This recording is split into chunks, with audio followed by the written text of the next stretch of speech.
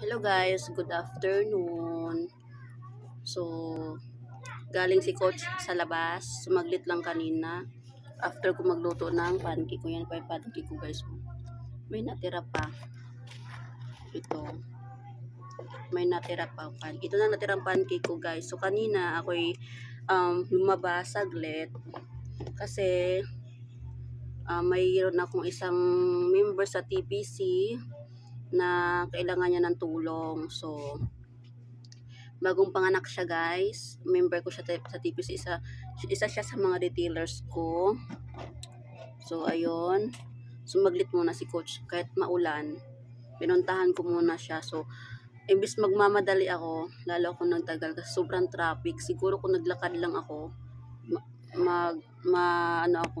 makauwi agad ako.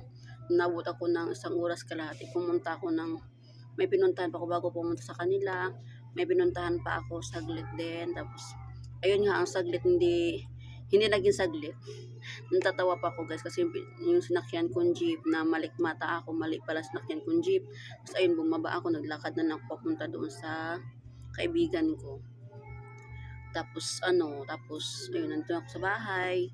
Yung anak kong panganay, pinasamba ko na kasi baka hindi makasamba at bukas ay kami naman sasamba bukas para makasamba rin kami bukas, kaya pinasamba ko na siya ngayon. So tayo nagpabalik sa tindahan natin. So yung members ko pala ay nanganak siya. Oo, tapos may kailangan lang siya, tapos pinuntahan agad ni coach. Ayun, so kung kaya natin tumulong, tulong po tayo, no? Hindi po dapat tayo magdamot sa kapwa natin. Kung kaya naman ating tulungan yung tao, no? Kasi pag ikaw ay maging grateful sa kapwa mo, si God na ang magbalik ng blessings, at more blessings pa ang ibabalik ni God para sa'yo.